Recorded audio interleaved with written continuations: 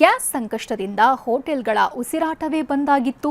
ಹೀಗೆ ಸಂಕಷ್ಟದಲ್ಲಿದ್ದ ಹೋಟೆಲ್ಗಳಿಗೆ ರಿಲೀಫ್ ಕೊಟ್ಟಿರೋ ಕೇಂದ್ರ ಸರ್ಕಾರ ಹೆಚ್ಚುವರಿ ಗ್ಯಾಸ್ ಪೂರೈಸಿದೆ.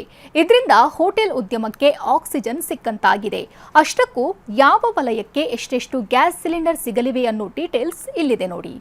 ಹೋಟೆಲ್ಗಳಿಗೆ 10,000 ಸಿಲಿಂಡರ್ನ ಕೊಡುವಂತ ಏರ್ಪಾಟ್ ಮಾಡಿದ್ದೀವಿ.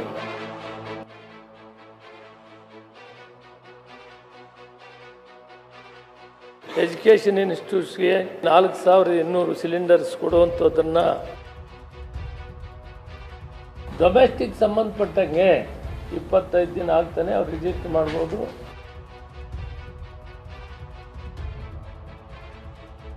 ಸಂಕಷ್ಟದಲ್ಲಿರೋ ಹೋಟೆಲ್ ಉದ್ಯಮಕ್ಕೆ ಆಕ್ಸಿಜನ್. ನಿತ್ಯ 10,000 ಸಿಲಿಂಡರ್ ಕೊಡಲು ನಿರ್ಧಾರ. ಇರಾನ್ ಇಸ್ರೇಲ್ ಯುದ್ಧದಿಂದ ಹೆಚ್ಚು ಕಂಗಾಲಾಗಿರೋದಂದ್ರೆ ಹೋಟೆಲ್ ಉದ್ಯಮ. ಗ್ಯಾಸ್ ಇಲ್ಲದೆ ಹೋಟೆಲ್ ಉದ್ಯಮ ಸಂಕಷ್ಟಕ್ಕೆ ಸಿಲುಕಿದೆ.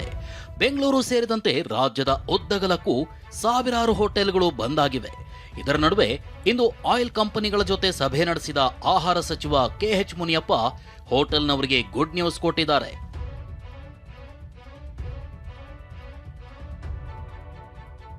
ಹೌದು, ರಾಜ್ಯದಲ್ಲಿ ನಿತ್ಯ 44,000 ಕಮರ್ಷಿಯಲ್ ಸಿಲಿಂಡರ್ಗೆ ಬೇಡಿಕೆ ಇದೆ.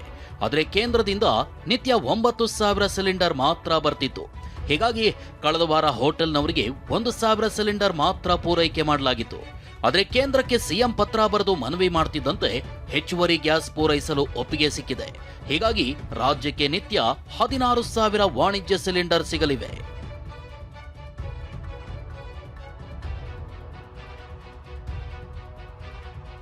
ಇತ್ತೀಚೆಗೆ 2ನೇ ಪತ್ರವನ್ನು ಮಾನ್ಯ ಮುಖ್ಯಮಂತ್ರಿಗಳು ಬರೆದ ಮೇಲೆ ತಕ್ಷಣ ಕೇಂದ್ರ ಸರ್ಕಾರ ಕಮರ್ಷಿಯಲ್ ಸಿಲಿಂಡರ್ಸ್ ಕೊಡೋಕ್ಕೆ ಬಹಳ ಕಷ್ಟ ಇತ್ತು. ಈಗ ನಾವು ಮೊದಲನೇದಾಗಿ ಇಂಥ ಕ್ರೈಸಸ್ಸಲ್ಲಿ ಅಟ್ಲೀಸ್ಟ್ ಕಮರ್ಷಿಯಲ್ ಸಿಲಿಂಡರ್ಸ್ ಕೊಡೋಕ್ಕೆ 20% ಕೇಂದ್ರ ಸರ್ಕಾರ ಅವಕಾಶ ಮಾಡಿಕೊಟ್ಟಿದೆ.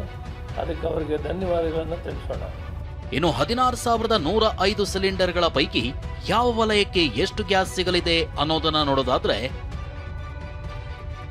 ಆಸ್ಪತ್ರೆ, ಹಾಸ್ಟೆಲ್, ಶಿಕ್ಷಣ ಸಂಸ್ಥೆಗಳಿಗೆ ಮೊದಲ ಆದ್ಯತೆ ನೀಡಲಾಗಿದ್ದು ಈ ವಲಯಕ್ಕೆ ನಿತ್ಯ 4,200 ಸಿಲಿಂಡರ್ ಪೂರೈಸಲಾಗುತ್ತೆ.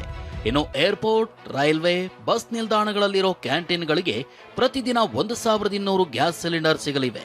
ಅತಿ ಹೆಚ್ಚು ಸಂಕಷ್ಟಕ್ಕೆ ಸಿಲುಕಿರೋ ರೆಸ್ಟೋರೆಂಟ್, ಡಾಬಾ, ಹೋಟೆಲ್, ಕೈಗಾರಿಕೆ ಕ್ಯಾಂಟೀನ್, ಇಂದಿರಾ ಕ್ಯಾಂಟೀನ್, KMF ಹಾಗೂ PGಗಳಿಗೆ ನಿತ್ಯ 10,000 ಸಿಲಿಂಡರ್ ಪೂರೈಸಲು ಸರ್ಕಾರ ತೀರ್ಮಾನ ಮಾಡಿದೆ.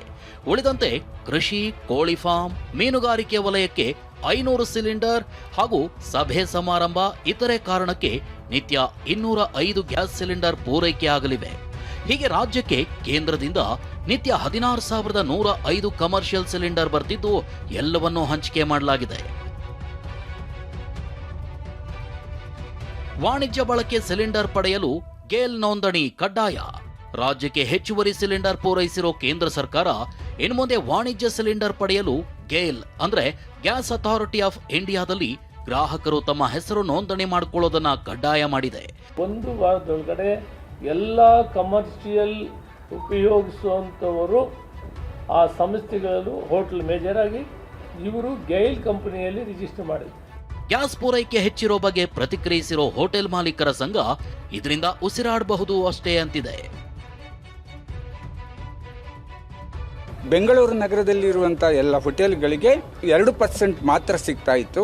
ಮುಂದಿನಿಂದ ಅಂದರೆ ಇವತ್ತಿನಿಂದಲೇ ನಾವು 30 ಸಿಲಿಂಡರ್ ತೆಗೆದುಕೊಳ್ತಾ ಇದ್ದರೆ 10 ಸಿಲಿಂಡರ್ ಸಿಗಲಿದೆ. ಇದು ಒಂದು ಸ್ವಲ್ಪ ಮಟ್ಟಿನ ಸುಧಾರಿಕೆ ಆಗ್ತಾ ಇದೆ. ಇದು ಒಂದು ಆಶಾದಾಯಕವಾದ ಬೆಳವಣಿಗೆ. ಮುಂದಿನ ದಿನಗಳಲ್ಲಿ ಇನ್ನು ಹೆಚ್ಚಿಗೆ ಆಗಿದ್ದರೆ ಬಹಳಷ್ಟು ಒಳ್ಳೆಯದಾಗ್ತದೆ. ನಗರ ಪ್ರದೇಶದ ಜನರಿಗೆ 25 ದಿನಗಳಿಗೆ ಒಂದರಂತೆ ಗ್ಯಾಸ್, ಗ್ರಾಮೀಣ ಪ್ರದೇಶದ ಜನರಿಗೆ 45 ದಿನಗಳಿಗೆ ಒಂದರಂತೆ ಸಿಲಿಂಡರ್. ಗೃಹ ಬಳಕೆ ಸಿಲಿಂಡರ್ ಪೂರೈಕೆಗೆ ಸಮಸ್ಯೆ ಇಲ್ಲ ಅಂದಿರೋ ಸಚಿವರು ನಗರ ಪ್ರದೇಶದಲ್ಲಿ 25 ದಿನಗಳಿಗೆ ಒಂದರಂತೆ ಸಿಲಿಂಡರ್ ಕೊಡ್ತೀವಿ. ಗ್ರಾಮೀಣ ಭಾಗದಲ್ಲಿ ಸೌದೆ ಒಲೆ ಸೇರಿದಂತೆ ಪರ್ಯಾಯ ವ್ಯವಸ್ಥೆ ಇರೋದ್ರಿಂದ 45 ದಿನಕ್ಕೊಂದರಂತೆ ಗ್ಯಾಸ್ ಕೊಡ್ತೀವಿ. ಯಾರು ಕೂಡ ಏಜೆನ್ಸಿ ಬಳಿ ಹೋಗಿ ಗಲಾಟೆ ಮಾಡಬಾರದು ಅಂತ ಮನವಿ ಮಾಡಿದ್ದಾರೆ. ಲಕ್ಷ್ಮೀನಾರಾಯಣ ಜೊತೆ ರಮೇಶ್, TV9 ಬೆಂಗಳೂರು.